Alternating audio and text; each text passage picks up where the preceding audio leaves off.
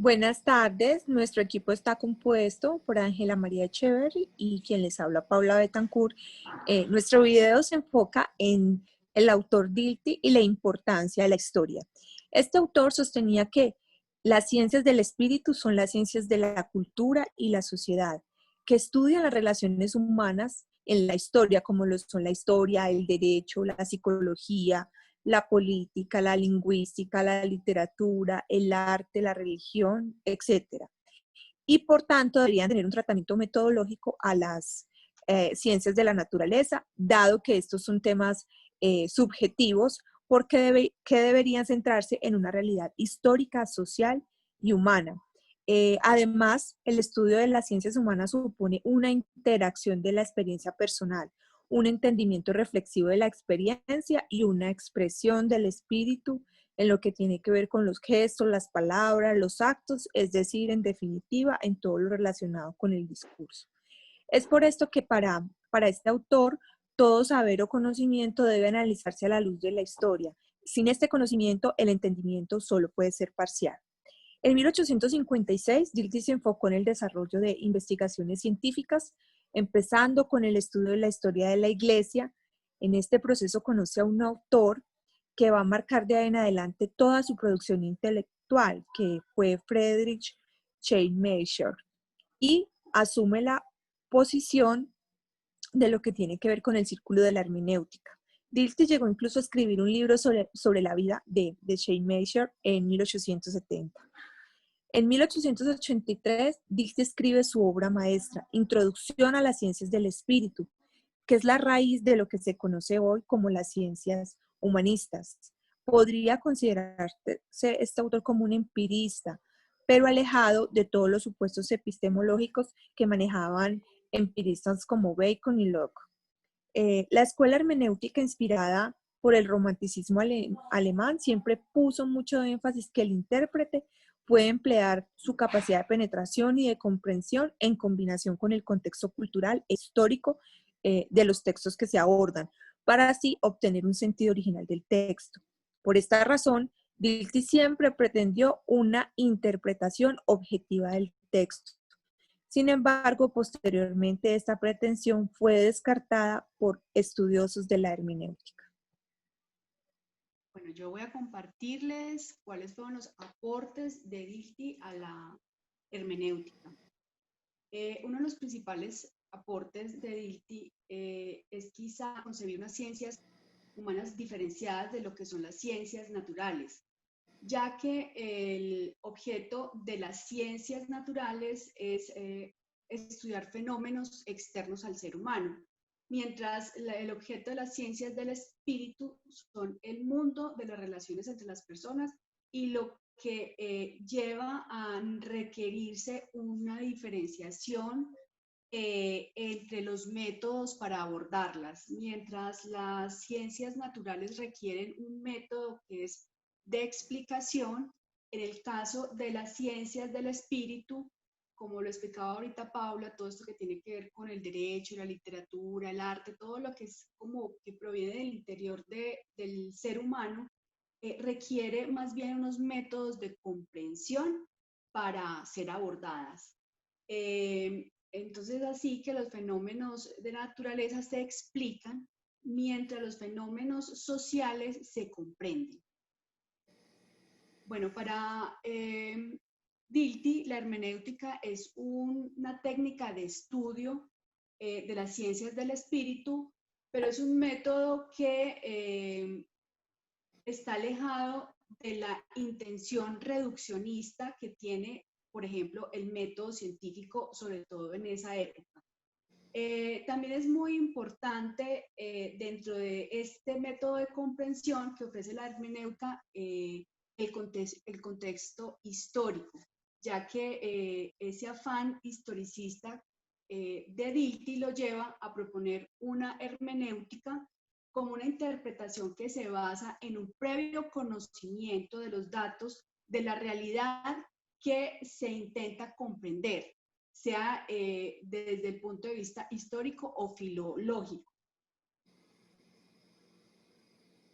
Bueno, igualmente para Dilthey, los eventos históricos se deben leer con expresiones concretas de la vida, de modo que el sujeto que comprende no es concebido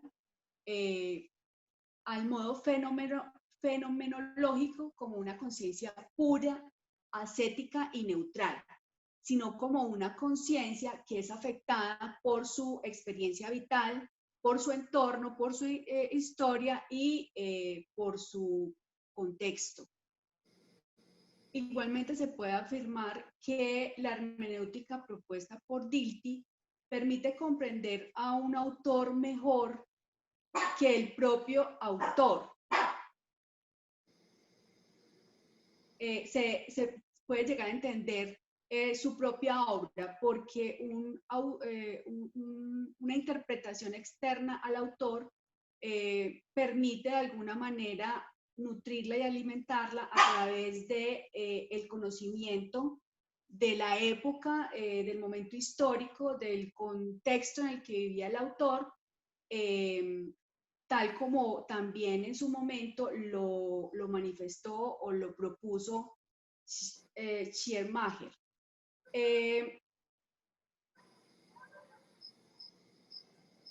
Entonces, podríamos entonces decir que esta es una hermenéutica la que propone Dilthey, donde se aceptan los prejuicios y las suposiciones que ya trae la persona, que entra a hacer la interpretación, porque está permeado por todo ese contexto y por el contexto histórico y por el contexto cultural al que la persona, el que interpreta, tiene y pertenece.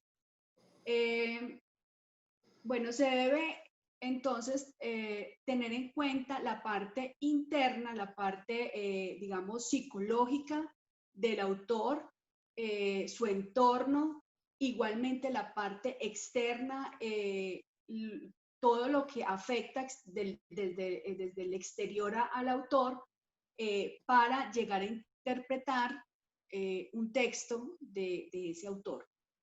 Bueno, Dilthey, digamos, llega a una compenetración y a una identificación tan grande con Schleiermacher que incluso adopta el nombre de su proceso hermenéutico llamándolo círculo hermenéutico, como lo llamó Schleiermacher. Como el método, él considera que era el método más conveniente para lo que suponía debía ser el desarrollo y enriquecimiento intelectual de las ciencias del espíritu. Aquí hay la explicación de por qué se le llama círculo hermenéutico es porque hay una independencia entre el significado, la significación del todo con las partes que lo componen.